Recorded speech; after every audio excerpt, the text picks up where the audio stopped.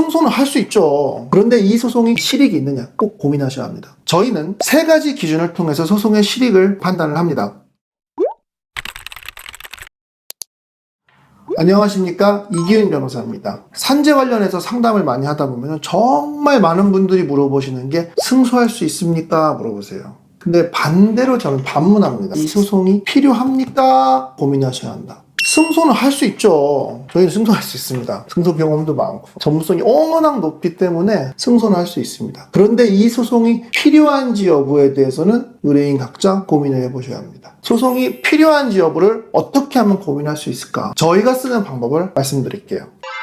소송을 해야 하는 상황 4가지 경우가 있다고 생각이 됩니다. 첫 번째는 근로복지공단이 산재를 불승인한 경우, 이럴 때는 산재 불승인에 대한 행정소송을 해야 합니다. 두 번째로 산재가 승인되었지만 요양기간 장애등급 평균임금 산정 등에서 불만족스러운 결과가 나온 경우, 승인은 됐지만 전부 승인이 아니거나 줄여져서 승인했다거나 했을 때 이 부분에 대해서 또 소송으로서 진행을 하셔야 합니다. 세 번째로는 산재는 다 끝났어요. 그런데 남은 손해에 대해서 사업주에게 민사소송을 할 것인지 말 것인지 고민해야 하는 경우. 네 번째로 산재와 관련돼서 형사 고소를 해야 하는 경우, 또는 산재와 관련해서 형사 피의자가 되었을 때 대응을 어떻게 할 것인지 고민해야 하는 경우. 요 4가지가 산재 관련된 소송을 고민해 볼 만한 사례라고 생각합니다.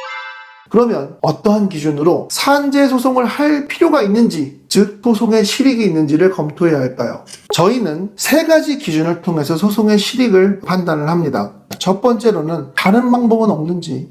소송이라는 게 보통 비용이 많이 들어요. 변호사 보수는 별도로 하고도 법원 비용이라던가, 그리고 소송이 길게 진행되기 때문에 그 기간에 따른 손해액 같은 게 전혀 발생할 수 있어서 비용도 많이 들고 노력이 많이 들어갑니다. 그래서 다른 절차, 예를 들면 심사나 재심사나 이의신청 같은 여러 가지 절차들이 있는지를 꼼꼼히 살펴봐야 됩니다. 더 쉽고 빠른 길이 있다면 그 길로 가는 게 당연히 좋죠. 두 번째로 법적 근거와 입증 가능성입니다. 소송을 하긴 해야겠는데 증거가 하나도 없다. 그러면은 승소할 가능성이 막 떨어지겠죠. 아무리 전문가한테 가져다 줘도 안 될 가능성이 있단 말이에요. 그러면은 그걸 고려해서 소송할지 말지를 고민하셔야 합니다. 얼마만큼 준비가 되었는가. 예를 들면 자살이라던가 과로 스트레스로 인한 뇌혈관계 질환 같은 경우에는 산재 행정 절차를 진행하는 거에 대해서는 정말 찬성인데, 민사소송으로 가는 경우는 굉장히 특수한 경우만 권해드리고 그 외에는 잘 권하지 않습니다. 왜냐? 입증이 어렵거든요. 마지막 3번째로 가장 중요한 기준이죠. 경제적 이익.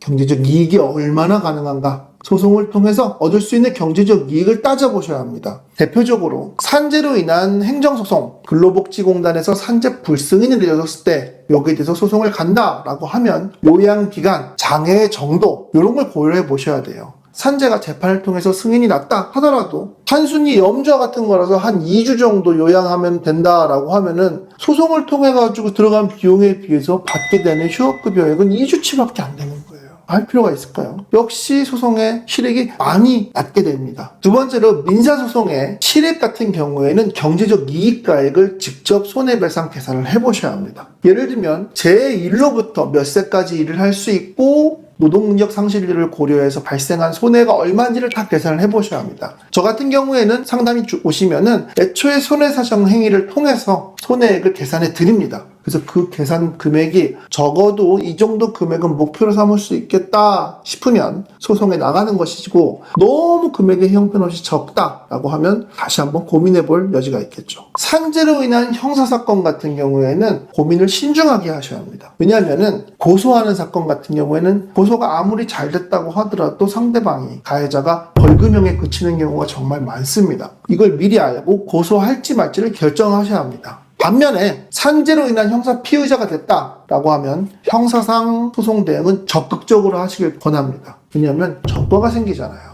전과가 생기니까 당연히 적극 대응하셔야죠. 그리고 무엇보다도 전과가 생긴다는 것에 그치지 않고 이 형사상 사건의 결과가 민사로 그대로 이어져서 과실 책임 문제가 될 수 있으니 역시 이거는 적극적으로 대응하시는 게 좋습니다.